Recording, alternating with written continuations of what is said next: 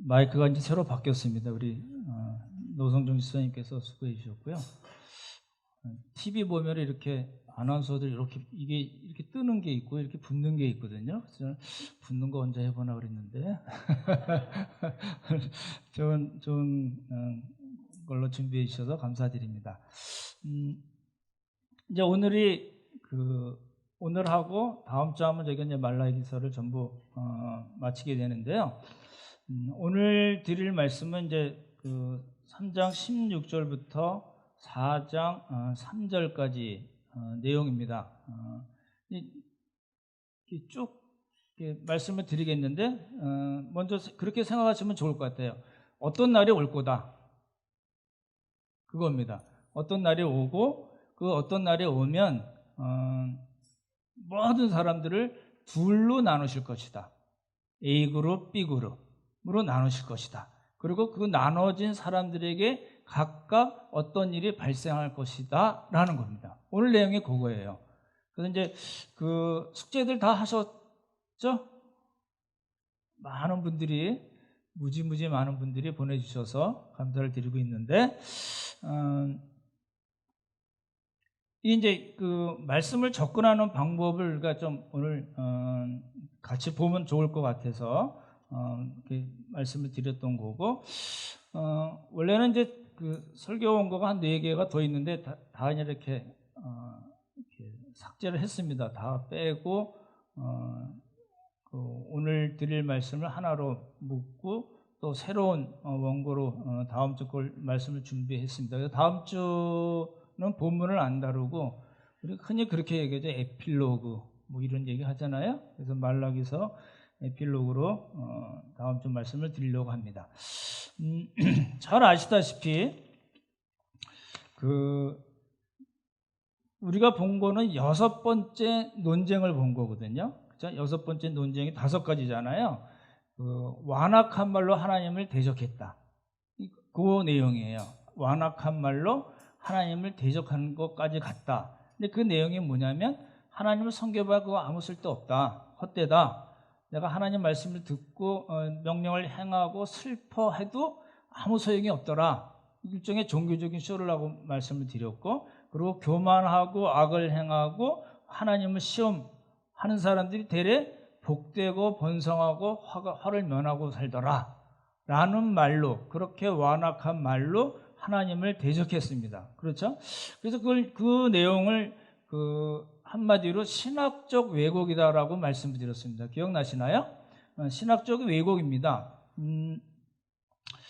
이게 이제 얼마 전에도 그랬죠.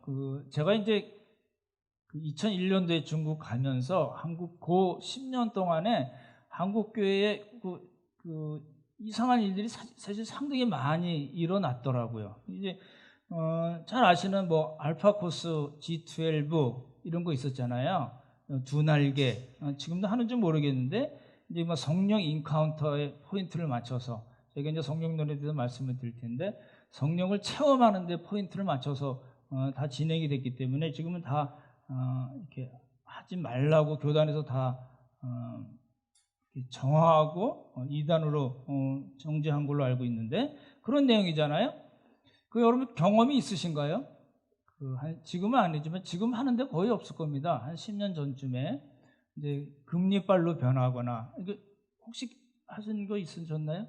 일을 해 넣어야 되는데 그렇게 하면 이렇게 금리빨로 되면은 이게 돈 버는 거죠. 그랬다든지 아니면 뭐 금가루 이렇게 기도하는데 이게 금가루가 이렇게 쫙 있다가 이거 봐 이런 거 있었잖아요. 경험하신 적 있으신가요?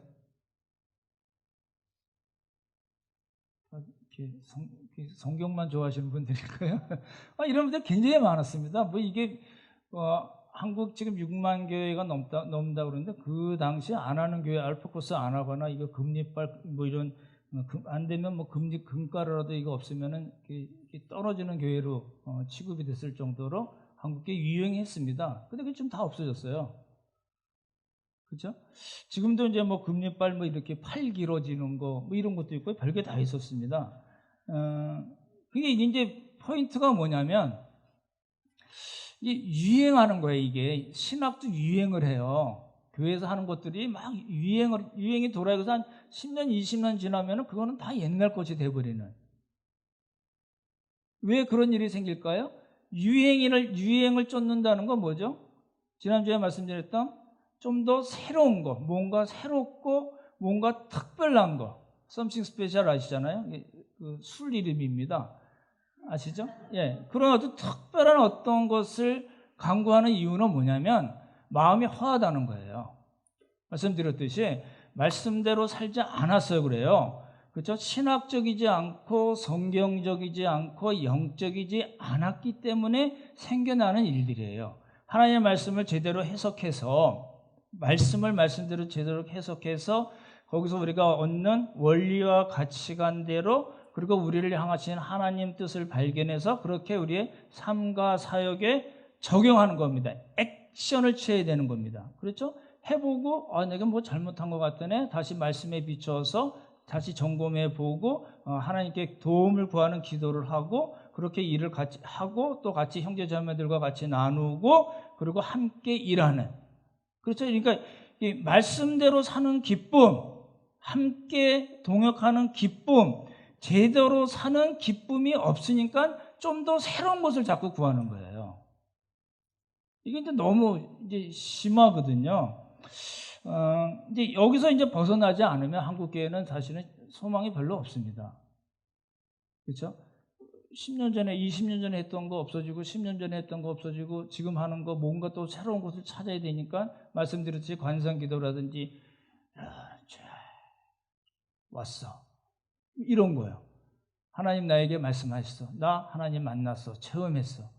이런 식으로 자신들의 신앙을 세워나가니까 이것도 조금 제가 예언에 능이 있는 거 아시죠? 이 관성기도 지금 한 2005년 정도에 한국에 들어왔는데 이거 지금 2021년이니까 벌써 한 15년 전 이야기잖아요. 한 5, 6년 지나면 이거 관성기도에 대해서 아는 사람 없을 정도로 다 흘러가는 겁니다. 왜 그걸 추구하죠? 하나님의 말씀대로 사는 그런 기쁨이 없는 거예요. 근데 이제 우리가 지난주에 봤던 내용들이 그런 내용이었고, 이제 오늘 본문을 보시면, 우리 한번 같이 보실까요? 16절만으로 한번 읽어보겠습니다. 16절만 읽어보겠습니다. 시작. 그때 여호와를 경외하는 자들이 피차에 말하매 여호와께서 그것을 분명히 들으시고 여호와를 경외하는 자와 그 이름을 존중히 여기는 자를 위하여 여호와 앞에 있는 기념책에 기록하셨느니라. 그러니까 말씀드렸던 대로 여섯 번째 논쟁에서 이야기하는 것은 어떤 날이 있다. 어떤 날이 있다는 겁니다. 그렇죠? 그래서 여기는 어떻게 표현을 했냐면 이제 어떤 날이라는 걸 미리 말씀드리면 예수님의 초림과 재림을 가르치는 겁니다.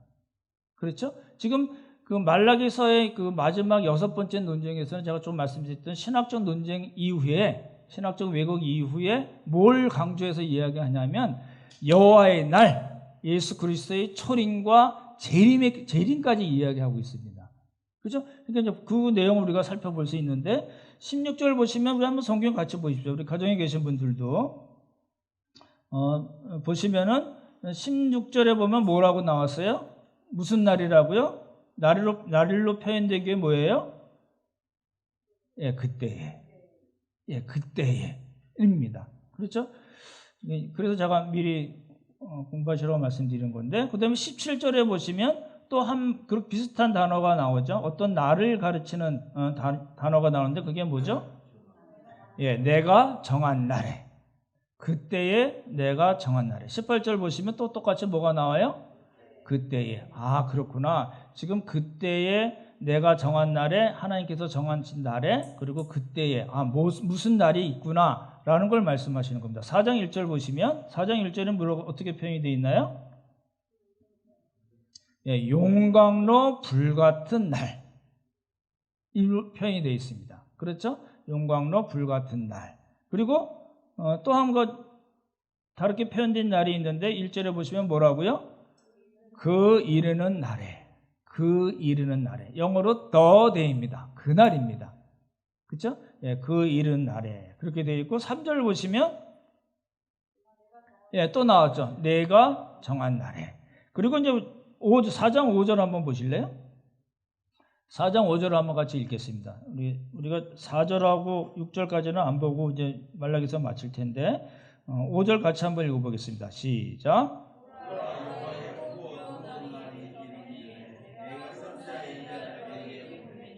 선지 엘리야는 말씀드렸던 대로 세례 요한을 가르치고 여기 무슨 날이라고 되어 있어요? 여호와의 크고 두려운 날로 되어 있습니다. 절 보십시오. 그러니까 이제 여섯 번째 논쟁에 나오는 예수님의 초림과 재림을 가르치는 말들을 저희가 다 찾아봤습니다. 그렇죠?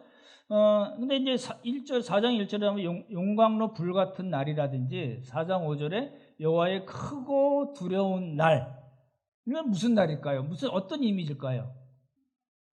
예, 용광로 불 같은 날. 다 태워버린다는 거잖아요. 용광로 불 같은 날, 그리고 여호와의 크고 두려운 날. 그러니까 이거는 어떤 걸 심판과 회복 중에 뭘 이야기하냐면 심판을 가르칩니다. 그렇죠? 네, 심판을 가르치는 걸 우리가 알 수 있고, 근데 똑같은 단어라 할지라도, 똑같은 표현이라 할지라도 어떤 사람에게는 심판을 가르치고 어떤 사람에게는 회복을 가르치는 말입니다. 그죠? 여호와의 날 또는 여호와의 크고 두려운 날은 불신하고 불만하고 불평불만한 사람에게는 심판의 날이지만 신실한 하나님의 사람들에게는 무슨 날이에요? 예, 회복의 날입니다. 그렇죠? 예, 우리 그걸 염두에 두면 좋을 것 같고,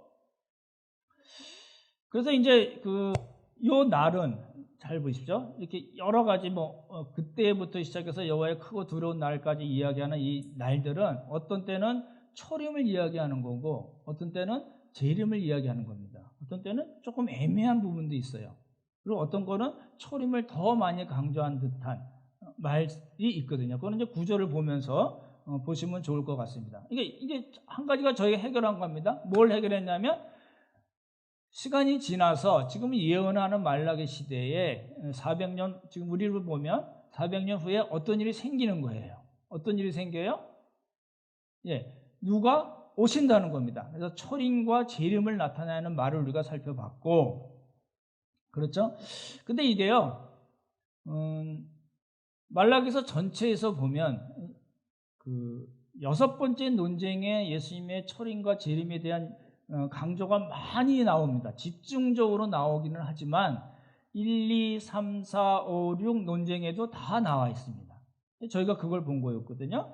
우리 한번 PPT 한번 보시면 좋겠네요. 1장 5절인데 잘 보이시죠? 뒤에서도 크게 했습니다. 여러분 한번 같이 읽어보겠습니다. 1장 5절 같이 읽죠. 시작. 너희는 눈으로 보고 이르기를 여호와께서는 이스라엘 지역 밖에서도 크시다 하리라. 이건 무슨 얘기죠? 내가 너희 사랑했어 그랬더니 이스라엘 백성들이 뭐라고 얘기해요? 언제 우리 사랑했냐고, 어떻게 우리를 사랑하셨냐고, 그러면 우리가 이렇게 힘들게 살겠냐고 불평하고 불만을 쏟아냈고 하나님을 불신했을 때 하나님께서 하신 말씀이 뭐냐면 나 사랑해, 너희들 사랑해, 내가 야곱을 사랑해, 내가 이스라엘을 사랑해, 그렇게 말씀하신 겁니다. 근데 무슨 말이냐면 잘 보시면 여기서 하나님께서 말씀하시는 야곱은 민족적 개념의 이스라엘이 아닙니다. 그렇죠? 저는 여러 번 말씀드렸지만 이스라엘 공동체에서 떨어져 나가는 사람이 있고 신실한 사람이 그대로 남아있고 떨어져 나간 사람을 대치하는 이방인들이 있습니다. 그렇죠? 그래서 여기서 보시면 그날이 오면, 우리 여섯 번째 논쟁이랑 같이 연결해서 말씀드린다면 그날이 오면 어디서요? 이스라엘 지역 밖에서. 이스라엘 지역 밖이라는 건 무슨 뜻이죠? 이방인들이 가르칩니다. 그렇죠? 예, 이방인들이 어떻게 하겠다고요? 하나님을 크시다, 하나님을 경외한 날이 올 거다라고 얘기하시는 겁니다. 그렇죠? 그러니까 이건 뭘 가르쳐요? 예수님께서 오시면, 메시아께서 오시면 이런 일들이 일어날 거라고 말씀하시는 겁니다. 그렇죠? 예, 그 다음 거 보시면 1장 11절 한번 보십시오. 두 번째 논쟁에서 나오는 건데요. 11절도 같이 읽어볼까요? 시작. 만군의 여호와가 이르노라. 해 뜨는 곳에서부터 해 지는 곳까지의 이방 민족 중에서 내 이름이 크게 될 것이다. 너무나 명백하죠? 그때가 되면 이방 민족들이 내 이름을 크게 높일 거다. 그렇죠? 어디서부터요? 해 뜨는 데에서부터 해 지는 데까지. 해 뜨는 데부터 해 지는 데까지 찬양하시잖아요. 여기서 나온 이야기입니다. 그렇죠? 그 다음 거 보시면 예. 같이 또 읽어보겠습니다. 시작. 각처에서 내 이름을 위하여 분향하며 깨끗한 제물을 드리리니 이는 내 이름이 이방 민족에게서 크게 될 것임이라. 예, 같은 말씀이잖아요. 예. 그러니까 이제 여기서 이야기 두 번째 논쟁에서도 역시 그날이 되면 이방인들이 나를 섬길 것이다 라고 메시아의 초림에 대해서 또는 재림에 대해서 이미 말씀을 하신 거라는 겁니다. 그렇죠? 예, 그 다음 거 보시겠습니다. 말라기서 2장 12절 한번 보시면 이거는 세 번째 논쟁에 해당되는 거거든요. 그럼 또 같이 읽어보겠습니다. 시작. 이를 행하는 사람들에게 속한 자는 깨는 자나 응답하는 자는 물론이요 만군의 여호와께 제사를 드린 자도 여호와께서 야곱의 장막 가운데서 끊어버리시리라. 예, 이게 어짜의 논쟁에 나오는 거잖아요. 온갖 악행을 향하면서도 하나님, 내가 하나님 성길인데 어찌 나를 이렇게 대접합니까? 라고 이야기하는 사람을 에게 하나님께서 뭐라고 말씀하세요? 그런 사람들 야곱의 장막에서 끊어버릴 거야. 이렇게 말씀하시는 거예요. 야곱의 장막이라는 건 뭘 의미하죠? 예, 이스라엘 공동체, 하나님의 공동체, 하나님의 나라를 의미하는 겁니다. 그렇죠? 그러니까 여기서 야곱의 장막의 가운데서 끊어버릴 거라는 건 무슨 뜻이냐면 언젠가 때가 이르면 내가 끝장낼 거야. 내가 반드시 그럴 날이 있을 거야 라고 강조하신 겁니다. 그렇죠? 예. 이제 거기서 얘기하는, 세 번째 논쟁에서 이야기하는 것에서도 역시 어떤 날이 올 거라는 걸 말씀하신 겁니다. 그 날이 오면 어떤 일이 반드시 생길 거야. 내가 반드시 어떻게 할 거야. 라고 하나님께서 말씀하시면서 예수님의 초림, 메시아의 초림 또는 재림에 대해서 말씀하고 계신 겁니다. 대부분은 이제 지금까지 보는 것들은 대부분 예수님의 초림에 대한 걸로 보시면 좋을 것 같고요. 그 다음 거 한번 보시겠습니다. 우리 한번 같이 읽어볼까요? 시작. 그가 임하시는 날에 누가 능히 당하며 그가 나타나신 때에 누가 능히 서리요. 그는 금을 연단하는 자의 불과 패백하는 자의 진물과 같을 것이라. 예, 그가 임하시는 날 무슨 뜻이죠? 그가 나타나는 때 무슨 뜻이죠? 예, 그 날이 되면 예, 초림을 가르치는 걸로 보시면 좋을 것 같고 그날이 되면 뭘 하시겠다는 거예요? 예, 정결하게 하시겠다. 정결하게 하시겠다. 라는 뜻이죠. 이거는 이제 하나님을 불신하고 불평불만한 사람들을 대상으로 하는 이야기가 아니라고 말씀을 드렸습니다. 그죠? 하나님께서 선택하신 사람들, 그 사람들을 더욱더 정결하게 하실 것이다. 라는 뜻이거든요. 그렇죠? 이게 이제 네 번째 논쟁에서 이제 나온 거고, 다섯 번째 논쟁 한번 보실래요? 예, 지난주에 우리가 봤던 거죠? 같이 읽어보겠습니다. 시작. 너희 땅이 아름다워짐으로 모든 이방인들이 너희를 복되다 하리라. 만군의 여호와의 말입니다. 예, 이스라엘 백성들이 사는 땅, 그 땅이 아름다운 땅이 될 것이고 모든 이방 백성들이 야, 너희 너무 복되구나 라고 이야기하게 될 거라는 거죠. 근데 실제로 이스라엘 역사를 우리가 다 살펴봤지만 이스라엘 역사에서 일어난 일이 없었다는 겁니다. 이거는 우리가 눈에 보이는 가시적으로 물질적으로 이야기할 것이 아니라 영적인 것으로 이야기해야 될 것이고 이것은 어떻게 이루어졌냐면 예수 그리스도의 초림으로 인해서, 그렇죠? 아브라함에게 너로 인해서, 너의 자손으로 인해서 모든 족속이 복을 얻으리라 하는 그 복이 성취된 거로 본다는 겁니다. 되시죠? 예, 그렇게 보시면 좋을 것 같고, 그게 이제 그러고 나서 이제 이 여섯 번째 논쟁으로 돌아와서 아까 살펴본 대로 그때에 내가 정한 날, 그때에 영광로 불같은 날, 그 이르는 날, the day, 그 다음에 내가 정한 날, 여호와의 크고 두려운 날에 대해서 말씀하신 겁니다. 되시죠? 지금까지 본 건 뭐죠? 보십시오. 정리를 하면서 들으시면 좋을 것 같아요. 시간이 지나면 어떤 날이 분명히 이를 거라는 거죠. 그 날은 무슨 날이라고요? 예수님의 초림과 재림입니다. 그 날이 이르면 이제 어떤 일이 벌어질 것이다. 근데 어떤 사람에게 벌어져요? 그 날이 이르면 어떤 우리가 알고 있는 모든 사람들은 반드시 두 급으로 나눠질 것이다. 여기서 빠지는 사람 없이 누구나 예외 없이 두 급으로 나눠질 것인데 이 사람들에게 각각 어떤 일이 일어날 것이다 라고 말씀하시는 거예요. 말씀하신 건 다르게 뭐라고 표현할 수 있어요? 예언이에요. 그렇죠? 예, 계시의 말씀이에요. 어떤 사람에게는 축복의 말씀이고 어떤 사람에게는 저주의 말씀이에요. 그렇죠? 저희가 이제 그걸 오늘 이제 살펴봐야 된다는 겁니다. 3장 18절을 한번 보시면 이제 두 그룹으로 나눠지는데 두 그룹으로 나눠진 사람들을 어떻게 표현하는 방법이 나오잖아요. 있나요? 밑에 거 한번 이걸 한번 보셔도 좋을 것 같네요. 여기 보시면 하나님을 경외하는 자, 그 이름을 존중히 여기는 자, 존중히 생각하는 자 이렇게 나오죠. 이거 한 그룹이에요. 이제 여러분 읽으시면서 둘로 나누셔야 됩니다. 그렇죠? 하나님을 경외하고 그 이름을 존중히 여기는 자, 그 한 사람이고 그 다음에 보십시오. 18절에 보시면 여기 두 가지 사람이 나오죠. 하나는 누구죠? 의인. 그러니까 의인은 하나님을 경외하는 사람에게, 존중히 여기는 사람에게 들어갈 거고, 악인이 나오죠. 그렇죠? 또 하나님을 섬기는 사람이 나오고 하나님을 섬기지 아니하는 사람이 나와요. 그냥 보십시오. 지금 둘로 나눠졌죠, 그렇죠? 그러니까 저 사람 참 착하네, 저 사람 참 악하네 하는 개념이 우리랑 생각하는 거와 다르죠. 의인과 악인으로 나눕니다. 의인은 하나님을 섬기고 이름을 존중히 여기는 자고, 악인은 뭐예요? 하나님을 섬기지 않는 사람. 그 다음 거 보시면 같이 읽어보겠습니다. 4장 1절 한번 같이 읽어보겠습니다. 시작.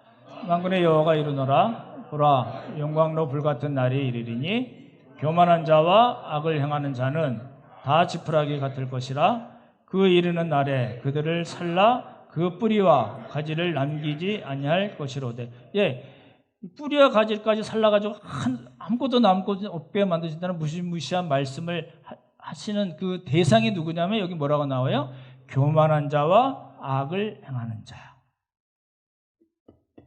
이렇게 온 겁니다. 그러니까 이제 어떤 날이 이르면 예수 그리스도의 초림과 메시아의 초림과 재림이 되면 하나님께서 뭘 하시겠냐면 사람을 둘로 나눈다는 겁니다. 이거 어디서 우리 신약 성경에 이렇게 나눠서 이야기하는 거 기억나시나요? 마태복음 25장에 보시면 달란트 비유가 나오고 그 다음에 둘로 나누는 것이 나오죠. 무엇과 뭘로 나누죠? 양과 염소.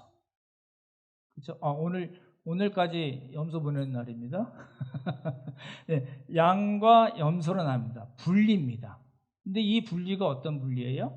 영원한 분리입니다. 이제 돌이킬 수 없습니다. 죽은 아버지 위해서 기도하고 헌금한다고 그 사람이 어디 있다가 천국으로 쏙 들어가나요? 그런 거 없다는 겁니다. 영벌이라는 표현을 쓰거든요. 그렇죠? 그러니까 그걸 이제 캐톨릭에서 잘못하는 부분이 그겁니다. 제가 목요 성경 공부 때도 잠깐 말씀드렸지만 세컨 찬스가 있다는 거예요. 이 세상에서 살 동안 구원을 못 얻었지만 어디 잠깐 있다가 자손들이 헌금 많이 하고 착한 일 하고 교회 봉사하고 그러면 이제 그 덕에 세컨 찬스를 얻어서 하늘나라로 올라갈 것이다. 이런 걸 가르치면 성경은 그런 이야기가 없습니다. 양과 염소로 분리해서 영벌에 처한다는 겁니다. 그렇죠? 여쭤볼게요. 여러분, 양이신가요? 염소신가요? 양 한번 손 들어보십시오. 나는 양이야. 난 염소야. 이제 그 이야기고, 그 다음에 이제 어떤 일이 벌어질 건가를 이제 살펴봐야 되겠죠. 그렇죠? 두 그룹으로 나누셔서 두 그룹은 바뀌지 않습니다. 영원히 나눠질 것인데, 어떤 일이 벌어질 건가를 먼저 봐야 될 겁니다. 18절을 한번 보시기 바랍니다. 3장 18절 한번 보시면 좋겠네요. 우리 3장 18절 같이 한번 먼저 읽어보겠습니다. 시작. 그때 너희가 돌아와서 의인과 악인을 분별하고 하나님을 섬기는 자와 섬기지 않은 자를 분별하리라. 이게 조금 해석이 번역이 좀 잘못된 건데요. 그러니까 너희들이 와서 악인과 의인을 너희가 나누고 분별하고 하나님 섬기는 사람 안 그런 사람을 이렇게 분별하리라 나눌 것이다 이렇게 표현이 되어 있는데 그렇지 않고 원문에는 뭐라고 나와 있냐면 그때에 나오죠. 그때 너희는 악인과 의인 사이의 차이점을 그렇게 돼 있어요. 그리고 하나님을 섬기는 자와 섬기지 않는 차이점을 다시 한번 보게 될 것이다. 그러니까 누가 나누는 거예요? 하나님께서 나누신 것을 마지막 날에 우리가 어떻게 된다고요? 우리가 보게 될 것이다. 이렇게 표현이 되어 있는 겁니다. 그렇죠? 그렇게 보셔야 된다고. 그래서 이제 아까 말씀드렸던 양과 염소 이야기가 거기서 나온 거고. 그러니까 예수 그리스도의 초림과 재림이 있는데 그 날이 이르면 사람들이 두 그룹으로 나눠질 것이다. 이제 그 사람들에게 어떤 일이 벌어질 건가를 이제 봐야 된다는 겁니다. 그렇죠? 4장 1절부터 3절을 한번 보시기 바랍니다. 4장 1절부터 3절을 보시면 악인, 하나님을 섬기지 않고 교만하고 악을 행하는 사람들에게 어떤 일이 벌어질 건가 이야기가 나옵니다. 첫 번째가 뭐죠? 그 사람들이 어떻게 돼요? 지푸라기 같이 타버릴 것이다. 그렇죠? 지푸라기 같이 타버릴 것이고 두 번째 뭐예요? 뿌리와 가지가 남지 않을 정도로 다 살라버려질 것이다. 그렇게 돼 있고 3절 보시면 뭐라고 돼 있어요? 악인을 밟을 것이다. 라는 겁니다. 그래서 이 밟는다는 걸 뭘 의미하죠? 성경에서 구약에서 적의 목을 밟는다든지 밟아버린다든지 이건 뭐예요? 승리를 가르친 겁니다. 그러니까 최후의 승리가 있을 것을 얘기하고 그 다음에 뭐예요? 발바닥 밑에 재와 같을 것이다. 보십시오. 어떤 사람들이요? 악인을 뭐라고 표현했어요? 하나님을 섬기지 않고 교만하고 악을 행하는 사람들. 여쭤볼게요. 보십시오. 악인이고 하나님을 섬기지 않고 교만이 행하고 악을 행해요. 이게 크리스찬 사람 중에는 이런 사람이 있을까요? 없을까요? 이게 지금 뭘 기준으로 얘기하는 거죠? 아까 제가 첫 번째 말씀드렸듯이 신학적인 왜곡이에요. 하나님의 말씀을 하나님의 말씀으로 하지 않고 자기 마음대로 바꾸는 거예요. 그렇죠? 그래서 여러 가지 말씀드렸던 우리 한국교회에서 일어나는 일들을 쭉 말씀드렸잖아요. 신학적인 50년, 60년대부터 지금까지 우리 신학적인 흐름이 그렇다고 쭉 말씀을 드렸고, 그리고 이제 이 말씀을 보면 이게 까딱 잘못하면 우리가 교만하고 악을 행하는 그리고 하나님을 섬기지 않는 악인이 될 가능성이 굉장히 많다는 겁니다. 어떻게 하면요? 하나님의 말씀의 기준에서 벗어나면.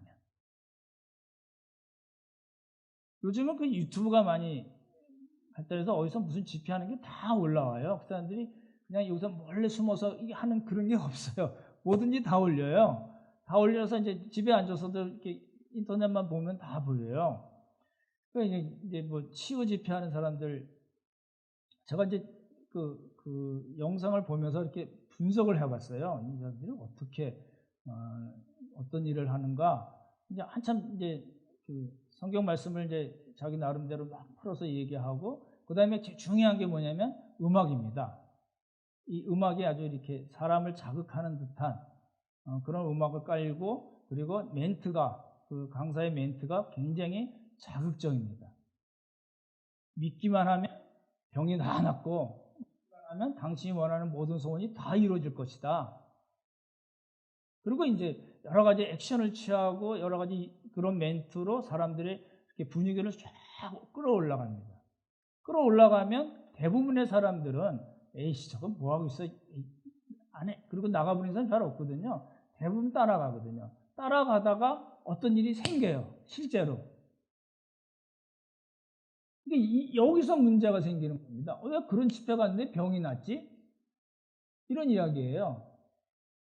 그리고 이제 이게 그 신사동 운동에서 하는 방법 중에 그런 게 있거든요. 그 하는 사람이 그러니까 영어로 뭐 이러잖아요. 그거 그대로 따라하거든요. 근데 실제로 그런 일들이 일어나요. 근데 잘 생각해 보시면 그러면 내가 병원에 가서 수술 안 하고 거기 가서 한 방에 해결할 수 있겠네 이런 생각이 들잖아요. 그게 하나님께서 정상적으로 행하시는 일들일까요? 근데 이상하게 한 밀폐된 한 공간에서 여러 가지 방식으로 분위기를 쫙 띄워야 합니다. 그런 생각을 했어요. 그거 보면서 만약에 반주를 안 하면 어떤 일이 생길까? 그분이 더더더더더 막 이래가지고 사람들의 마음을 자극하고 어느 한쪽으로 끌고 가지 않고 하나님 우리들의 아픔을 아시는 하나님 우리들의 병을 고쳐주시옵소서 우리들의 여러 가지 어려움을 아시는 환난을 아시는 하나님 이 문제를 해결하고 하나님의 뜻대로 살게 도와주시오 하고 기도만 했으면 어떻게 했을까? 성령께서 역사하셨을까? 안 했을까? 그런 생각이 들더라고요. 여러분 어떠세요? 그런 집회들이 거의 다 그렇습니다. 이제 사람들의 감정을 어느 한쪽으로 끌고 가면서 어떤 일이 일어나게 해요. 근데 그것도 시간이 지나놓고 보면 한때는 뭐 이렇게 아주 큰 몇천 명이 모이는 곳에서 하다가 지금은 한 300명이 모이는 곳으로 이렇게 가요. 왜 그래요? 이게 아닌 게 자꾸 드러나는 거거든요. 그렇게 감정적으로 호소해서 어떤 일을 벌인 것이 별로 하나님께로부터 오거나 성령께서 역사하신 것이 아니라는 것이 자꾸 사람들에게 인식이 되기 때문에 그런 일이 생겨요. 이제 기다려 보시면 조금만 지나면 없어질 겁니다.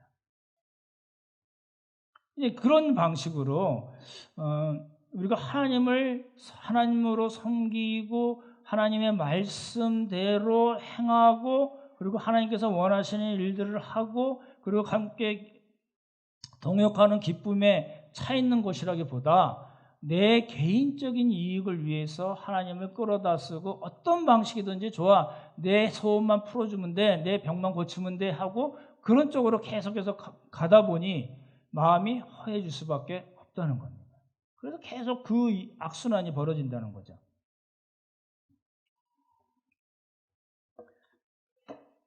그런 사람들이 결국은 말라기서의 말씀처럼 지푸라기 같이 될 것이다 라는 겁니다. 그렇죠? 이제 그렇지 않은 그룹이 있습니다. 그렇지 않은 그룹을 저희가 잘 살펴봐야 되는데 16절을 한번 보시면 좋을 것 같으네요.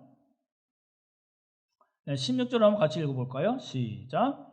그때 여호와를 경외하는 자들이 피차에 말하매 여호와께서 그것을 분명히 들으시고 여호와를 경외하는 자와 그 이름을 존중히 여기는 자를 위하여 여호와 앞에 있는 기념책에 기록하셨느니라.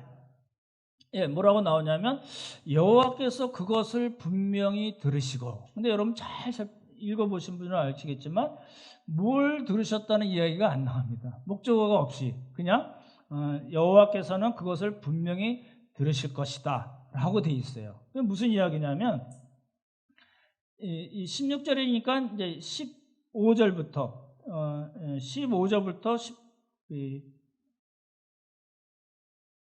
13절부터네요. 13절부터 15절까지 이야기한 여러 가지 것들.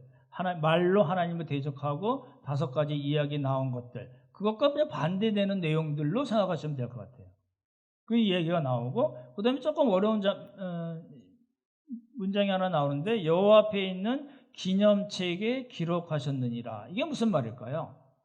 여호와 앞에 있는 기념책에 기록하셨다. 하나님을 경외하는 자들과 그 이름을 존중히 여기는 자들을 위하여 여호와 앞에 있는 기념책에 기록하시다. 절 보십시오. 성경에는 2가지 책이 나와요. 하나는 여러분 잘 아시는 생명책입니다. 구원을 받은 사람들의 이름을 쓴 생명책. 이건 이제 실제로 가면 하나님 나라에 이렇게 생명책이 있을까요? 이렇게 막 찾아보면 나 있다. 이럴까요? 그 얘기가 아닙니다. 이게 설명하기 위한 거죠. 그렇죠? 뭐 지금 이렇게 하나님 나라 가면 대형 컴퓨터가 슈퍼컴퓨터가 있어서 그 안에 다 들어가 있어요. 그 얘기가 아니고 하나님께서 구원하신 선택하여 구원을 하신 하나님의 자녀들의 하나님께서 아신다는 말을 그렇게 이제 표현한 겁니다. 그걸 생명책으로 얘기하고 또 하나의 책은 뭐예요? 네, 기념책입니다. 여기는 무슨 기념책은 뭘 써놨을까요? 기념책은 다른 말로 기억의 책이거든요. 하나님께서 뭘 기억하고 계시다는 이야기일까요? 우리들의 생각과 말과 행동입니다. 다시요. 뭘 기억하신다고요? 우리들의 생각과 말과 행동.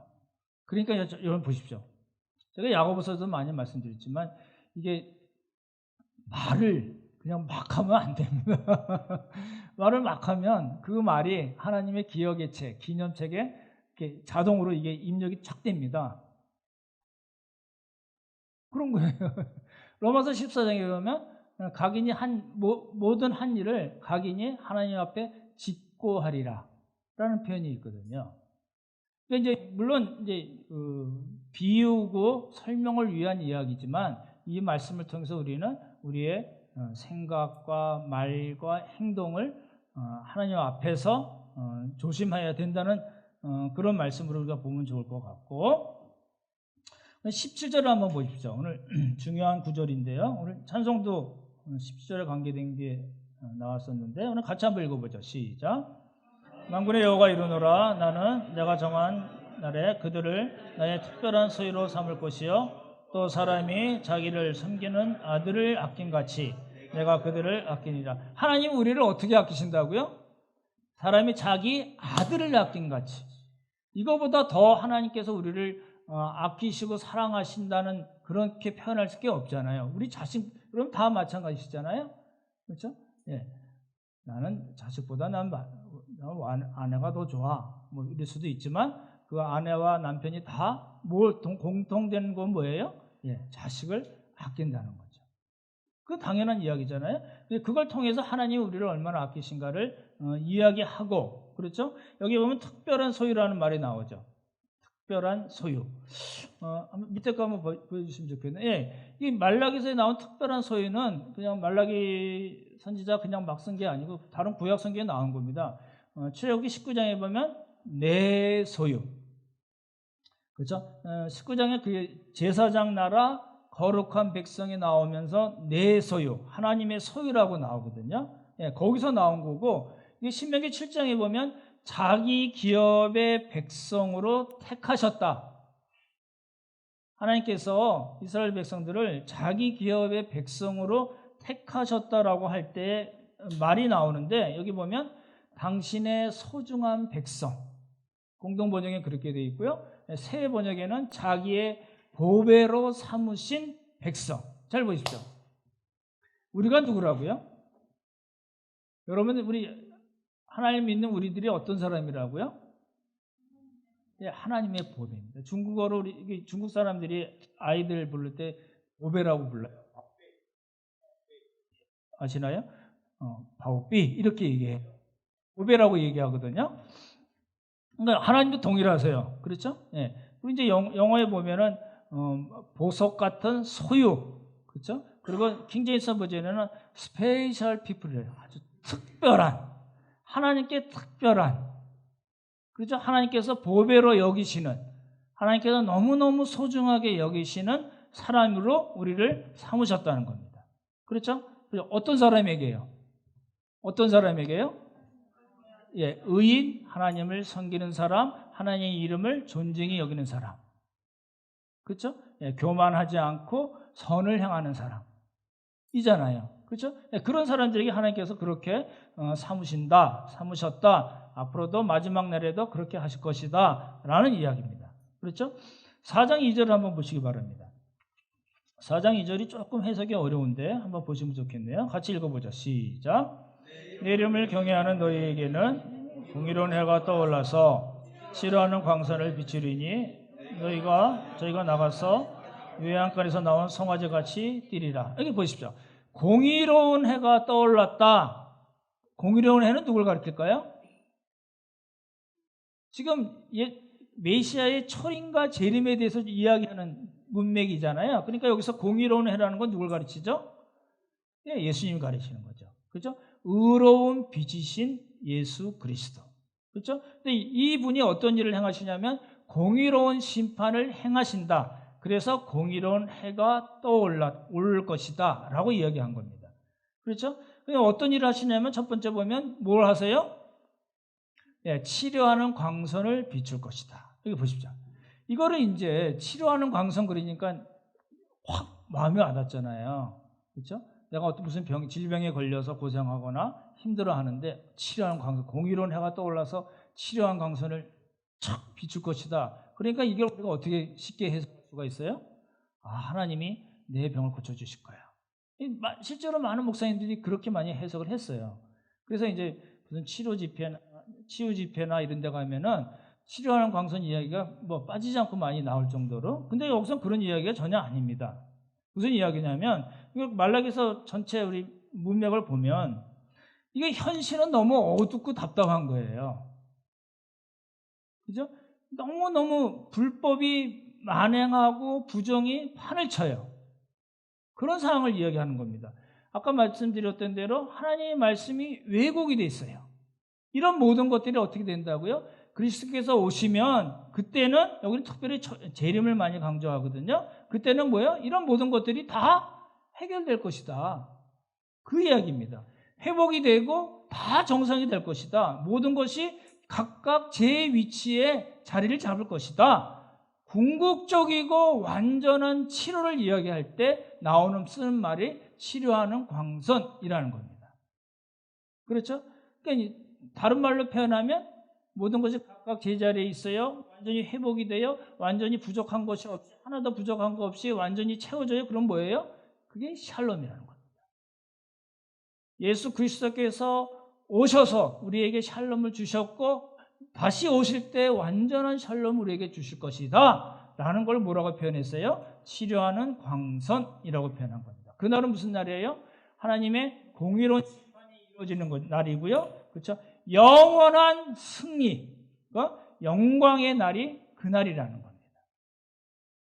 우리가 그 날을 바라보고 사는 거잖아요. 그렇게 된 날에는 어떤 일이 벌어질 건가? 그게 뭐예요? 송아지 이야기입니다. 뭐라고 돼 있어요? 송아지같이 뛰어놀 것이다. 송아지같이 자유롭게 뛰어놀 것이다. 이건 뭐예요? 하나님 안에서의 완전한 자유를 의미하는 겁니다. 외양간에 갇혀있던 송아지가 문이 열리니까 팍 튀어나가면서 막 뛰어노는, 자유롭게 뛰어노는 모습, 그것을 재림 때, 그렇죠? 우리가 하나님 안에서 얻게 되는 완전한 자유, 완전한 샬롬을 그렇게 표현한 겁니다. 그러니까 치료하는 광선이라든지 송아지가 자유롭게 뛰어논다라는 말을 우리가 그렇게 해석한다는 겁니다. 이제 말씀을 정리하겠습니다. 지금까지 살펴본 대로 말라기서는 그 날, 여호와의 날, 메시아의 날, 메시아께서 예수님께서 오시는 철인과 재림에 대해서 계속해서 이야기하고 있습니다. 그러니까 이 말라기서 1장부터 4장까지를 관통하는 가장 중요한 주제 중에 하나가 뭐냐면 그날입니다. 왜 그날을 말씀하셨을까요? 왜 그날을, 왜 용광로 불같은 날, 여호와의 크고 두려운 날, 내가 그날 예수께서 오시는 날을 왜 강조했을까요? 생각해 보십시오. 왜 그걸 강조했어요? 지금이 그렇지 않다는 거예요. 지금이 너무 답답하고 어둡고 왜곡이 되어 있다. 그래서 그렇게 그날을 강조하신 거라는 거죠. 그걸 통해서 지금 불법을 행하고 불평, 불만하는 사람들에게 경고를 하시고, 그리고 하나님의 말씀대로 신실하게 사는 사람들에게 권면하고 위로하고 힘을 주시는 그런 표현이 된 거라는 겁니다. 그렇죠? 이제 그날에 오면 누구든지 예외 없이 어느 한 그룹에 속하게 됩니다. 그리고 그 한 그룹에 속하게 되면 도저히 방법이 없이, 바꿀 방법이 없이 영원한 축복과 영원한 저주로 나눠진다 라는 겁니다. 그러니 보십시오. 결론적으로 우리가 질문해야 될 부분이 뭐냐면, 그러니 어떡하란 말씀인가요? 지금까지 말라기서 1장부터 저희가 4장 3절까지 쭉 살펴봤지만 그렇게 이제 질문이 되어지는 겁니다. 그러니까 우리가 어떻게 해야 되지? 라는 겁니다. 다음 주에 이제 에필로그 때 다시 말씀을 드리겠지만, 그러니 하나님께 돌아와 하나님을 경외하고 섬기라는 겁니다. 힘들까요? 안 힘들까요? 너무너무 힘들고 답답하고 어둡습니다. 그렇지 않습니까? 하나님의 말씀이 왜곡이 돼 있어요. 정의라고 생각하는 것들이 다 왜곡이 돼 있고 불법과 부정이 판을 치고 있어요. 하지만 하나님께서 약속하시는 건 뭐예요? 그날은 반드시 올 것이고 그날이 되면 어떤 그룹에 속하였던지 영원한 축복과 영원한 저주가 있다. 그러니 하나님을 믿는 우리들에게 뭐라고 말씀하시나요? 참고 견디고 인내하라. 그날은 반드시 올 것이다 라는 겁니다. 사랑하는 형제 자매들, 저희가 말라기서를 다 살펴봤지만 마지막에 들을 수 있는 말씀은 우리가 이러한 상황에 있어서도 어둡고 답답한 상황이라 할지라도 왜곡이 되어 있는 상황이라 할지라도 믿음과 소망으로 살고 말씀과 성령으로 사는 그런 사람들에게 하나님께서는 반드시 보상하시고 축복하시고 영원한 축복을 주실 것이다 라는 겁니다. 이런 복이 우리 모두에게 있기를 예수님의 이름으로 축원합니다. 하나님 아버지, 우리가 사는 세상이 그리 정의롭지 못한 것을 매일 뉴스를 통해서 살펴봅니다. 하나님 아버지, 우리 자신의 모습을 보든지 우리 가정이나 또 교회 공동체를 보든지 어떻게 하면 하나님 말씀대로 살아나가지 못하고 자꾸 옆길로 세워나간 것도 저희가 볼 수가 있습니다. 하나님 아버지, 저희들 불쌍히 여겨주시고 하나님의 말씀에 올바로 서게 하시고 우리가 사는 현실이 어둡고 답답하고 많은 것들이 다 왜곡되어 있다 할지라도 하나님께서 약속하신 대로 그날은 반드시 오고 그날에 하나님을 섬기고 경외하는 사람들에게 하나님께서 영원한 축복을 주신다는 것을 믿고 그들이 잘 견디어 나가게 하시고 말씀과 성령으로 사는 또 믿음과 하나님을 바라보는 소망으로 사는 우리 모두가 되도록 주님께서 복을 허락하여 주시옵소서. 아버지네 감사드리오며 귀하신 예수님 이름 받들어 기도드렸사옵나이다. 아멘.